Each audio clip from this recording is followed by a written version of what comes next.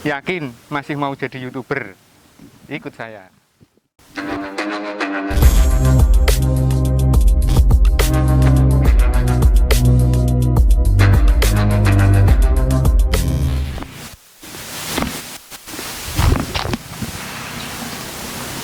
Utamanya YouTuber pemula mau jadi YouTuber itu banyak yang harus diketahui. Jadi intinya simak baik-baik yang masih ingin jadi YouTuber. Nah, untuk menjadi YouTuber itu ada tiga tujuan. Tiga tujuan itu pertama, misalkan pertama tujuannya iseng. Ya sudah, iseng. Yang penting jadi konten, upload. Yang penting jadi konten, upload lagi. Itu yang satu. Terus yang kedua itu tujuannya branding. Kamu punya branding, kamu punya produk yang kamu jual, salah satunya nanti dijadikan konten. Nah, siapa yang melihat kontenmu otomatis akan berbondong-bondong ke akun yang terkait. Misalkan kamu punya IG, punya Facebook, biasanya setelah nonton kontenmu dia akan lari ke IG, akan lari ke Facebook. Itu kalau branding. Jadi sudah nggak perlu memikirkan konten ini seperti apa, yang penting kamu upload video. Itu yang kedua.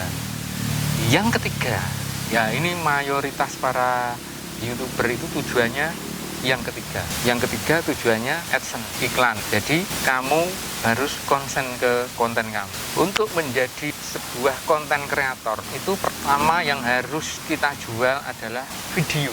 Jadi video berkualitas. Untuk sampai ke arah situ, kamu harus membuat konten yang baik, punya 1000 subscriber. Satu, kedua 4000 jam tayang. Nah, dari kedua persyaratan ini, itu mayoritas yang dikejar itu adalah 1000 subscriber. Nah, untuk masalah 1000 subscriber itu ya bisa dibilang mudah, bisa dibilang sulit. Nah, untuk YouTuber pemula itu saran saya, jangan mengejar subscribe, tapi konsenlah kepada kontenmu. Otomatis kontenmu kalau baik itu banyak yang melihat, banyak yang menonton. Jadi konsen saja ke konten, jangan ke subscribe. Kemampuanmu memasak, bikin konten yang memasak, konten tentang memasak yang unik, yang menarik. Bikin sebanyak-banyaknya tentang memasak. Kemampuanmu apa? Jalan-jalan kemana? Ya sudah, explore kemampuanmu, jalan-jalan yang unik, yang orang melihat itu senang. Udah gitu. Jadi apa kemampuanmu? Explore kemampuanmu. Video 1 belum berhasil, video 2 belum berhasil, ketiga dan seterusnya pasti suatu saat akan berhasil. Tuh. Jadi misalkan videomu itu durasinya 5 menit, 10 menit atau 15 menit pun, kalau pemirsa itu seneng pasti akan ditonton sampai selesai. Ya, tuh.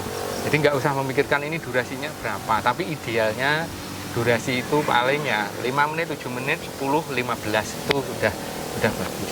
Jadi misalkan kontenmu baik, kontenmu bagus, durasi panjang pun tidak ada masalah, karena enjoy pemirsanya kan gitu. Nah, untuk subscribe udah nggak usah nyari, nggak usah mohon di subscribe, ini mohon di subscribe, tinggalkan subscribe, jangan lupa subscribe, jangan lupa di share.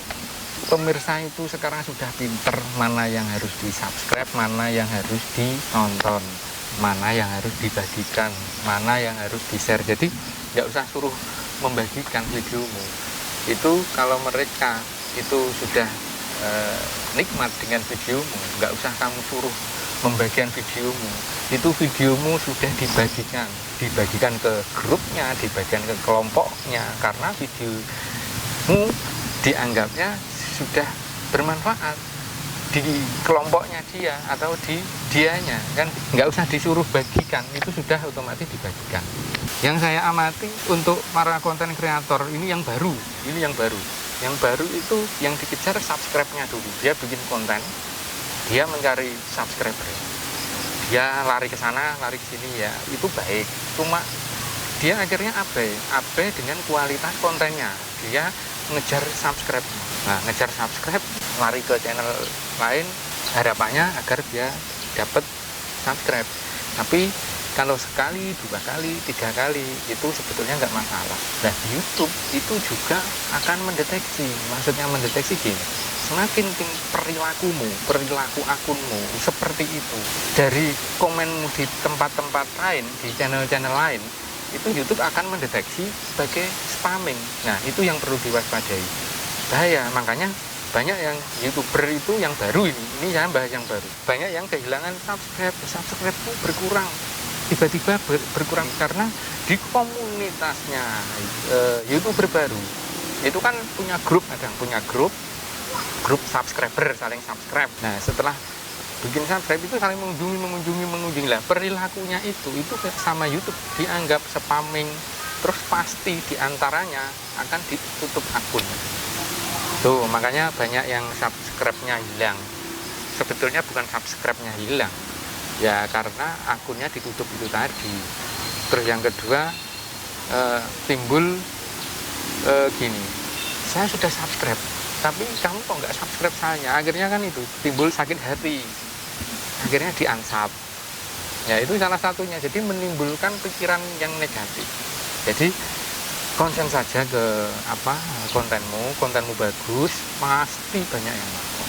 Terus kedua misalkan dia YouTuber barunya sudah mendapat 1000 subscribe, itu kalau dengan cara yang istilahnya seperti itu, dia dapat 1000 tapi view-nya belum dapat, maksudnya view-nya belum dapat, masih jauh. Akhirnya bikin grup lagi, masuk ke grup. Setelah masuk di grup saling view berapa menit. Akhirnya setelah begitu dari grupnya itu biasanya screenshot bahwa kamu sudah melihat menit, kan begitu. Di YT Studio melihatnya itu yang pemilik channelnya. Terus yang untuk view-nya itu kan dilihat dari tanda merah yang berjalan di waktu di bawah video itu. Di screenshot ini sudah 5 menit, ini sudah 4 menit.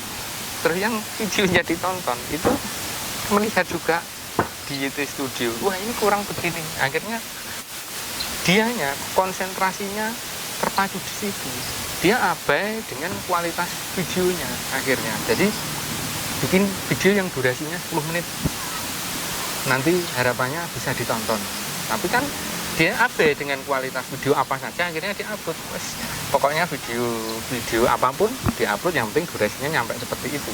Nah, di saat durasinya sudah sampai seperti itu, videonya yang melihat ya di grupnya saja, karena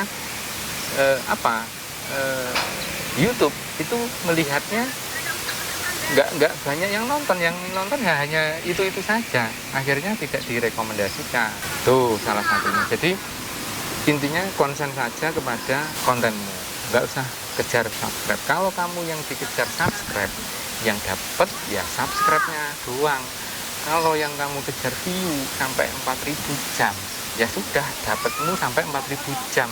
Setelah kamu dapat 4000, masuk di program YPP, program YouTube AdSense, ya sudah, otomatis biasanya kalau sudah tercapai, ya sudah, dia akan berhenti dari grupnya, terus buat video, diupload. Nah, setelah diupload, tidak ada yang nonton.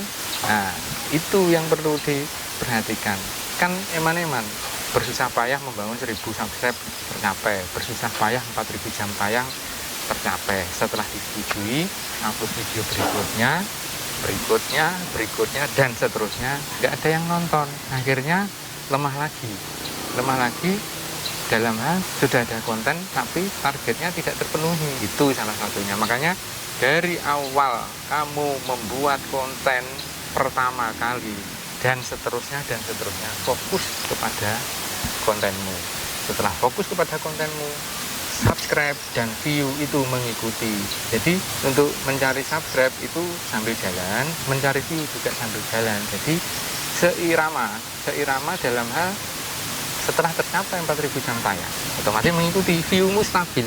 Karena pengikutmu itu pengikut valid, pengikut yang betul-betul membutuhkan videomu, pengikut atau subscriber yang seneng dengan kontenmu, akhirnya stabil. Tuh gunanya seperti itu. Jadi kalau yang kamu kejar subscribe, dapatnya subscribe tiap hari. Yang kamu ulik, yang kamu bahas tentang subscribe, bagaimana mendapat subscribe, sudah dapatnya subscribe doang, dapatnya subscribe kok. Kalau yang kamu kejar view, sama dapatnya ya view untuk mencapai 4.000 setelah 1.000 jam tayang terpenuhi sudah kan gitu. Jadi intinya fokus sama kontenmu, abaikan subscriber, abaikan view, otomatis subscribe dan viewmu akan mengikuti. Jadi tetap semangat bikin konten. Sementara sampai di sini, lain waktu kita sambung lagi.